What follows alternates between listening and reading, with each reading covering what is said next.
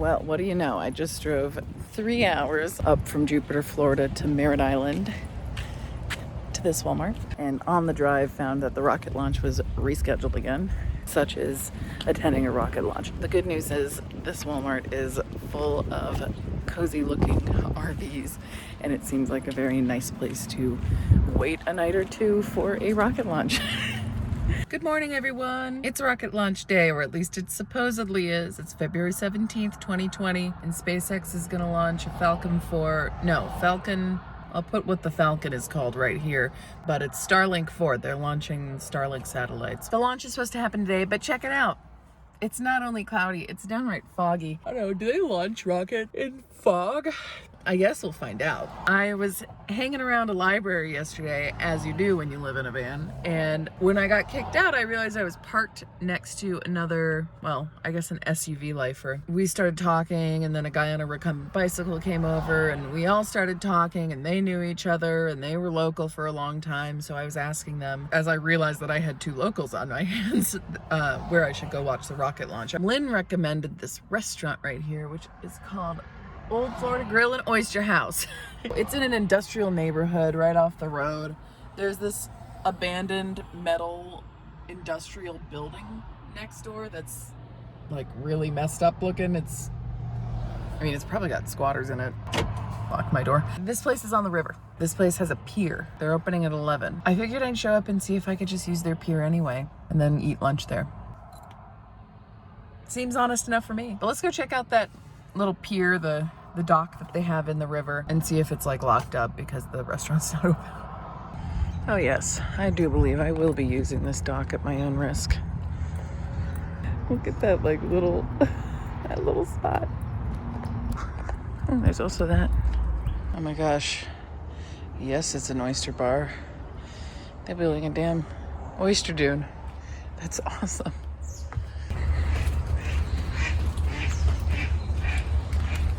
All right, I'm bringing my own chair. I'm gonna hang out here. Part of the reason why I'm attending this rocket launch is because this was part of my childhood. I was born in 1988, and I grew up during the space shuttle era. And because I grew up in Orlando, Florida, whenever there was a shuttle launch, we would be taken out of the classroom to go watch it with our eyes.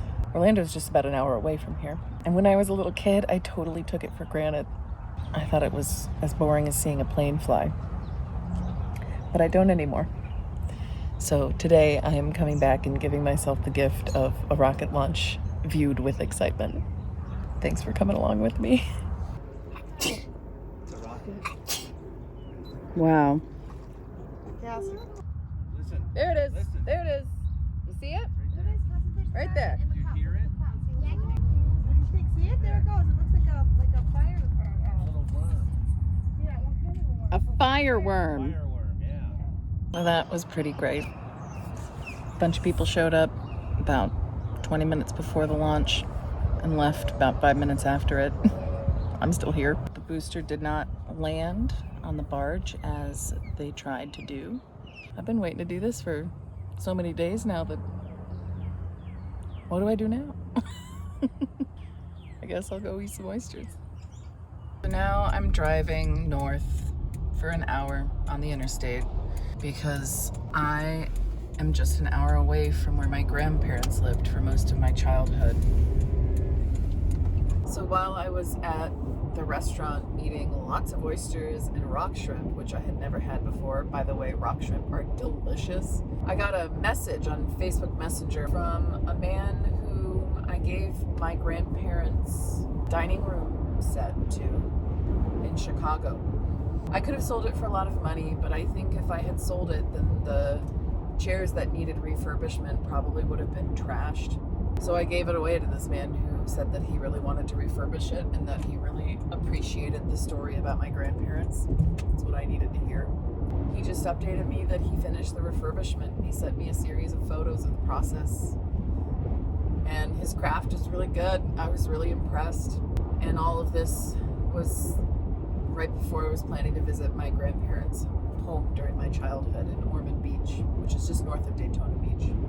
Here I am, driving along the same stretch of I-95 that my dad used to drive me and my sibling on pretty frequently to visit my grandparents.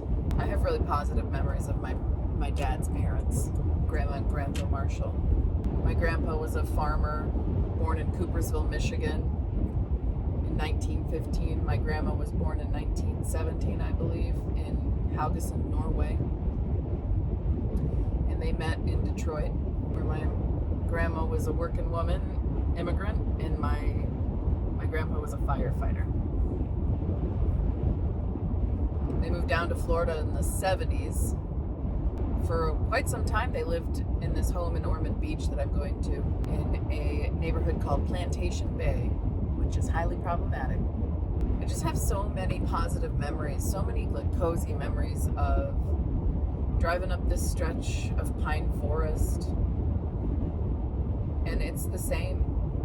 I mean, it's different, but it's the same. These tall trees in Florida. Things change in Florida, right around Orlando. Most of what's south of Orlando is South Florida. Most of what's north of Orlando is North Florida. And the forests change. It just feels completely different. The trees are taller. And even though I was just living in Chicago for like 10 years, emerging out of South Florida like this, I'm like, wow, the trees are so tall and beautiful. That's how I felt when I was a kid. Wow, the trees are so tall and foreign looking. So let's go check out my grandparents' home on a golf course in Ormond Beach. Well, it's gated now. I think if they had let me in, I probably would just be crying over there, you know? I can't believe I even asked her, you know? She was very kind. Anyway, I didn't cry in front of her. I think I'm just mourning them. When I was a teenager, and I wanted to kill myself, I would think about my grandmother. It was something that saved me. She died just a couple of years ago. My grandpa died in 2007. We would come over to this house, and my grandpa would let us play in the wood shop in the garage, and I loved it. We would take bike rides, and Grandma would cook awesome things for us. And they had this Florida room. It's like a patio, but it's inside. And they also had a patio on a golf course. Of course, this place is gated. It's on a golf course, you know. And my family would drink beers. And my grandmother would water her plants. And we would just sit on the patio. Almost all of my memories of my uncle, Fred, who died by suicide, were there. And I think this place represents some of my great privilege of love in childhood. And that's why I'm crying. The reality is that house is not my grandparents. I wanted to come here to remember them. And I got close. But since I won't be spending time there, I might have time to go to a local state park. So I'm gonna look it up. The state park was literally 2.5 miles away. Look how beautiful it is here.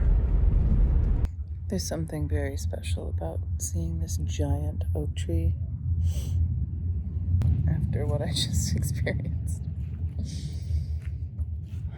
The oak trees here are all enormous and huge and old.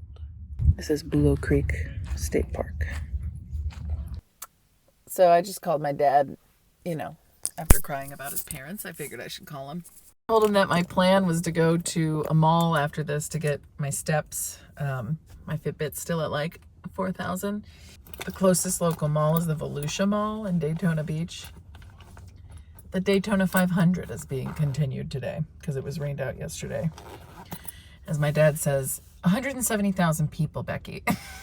Don't go there. I think I might go there. Yep, I went. It was incredibly busy and traffic was really bad, but it was still worth it. I wanted to be at a mall. How often does that happen? Not very often. Subscribe for my next videos.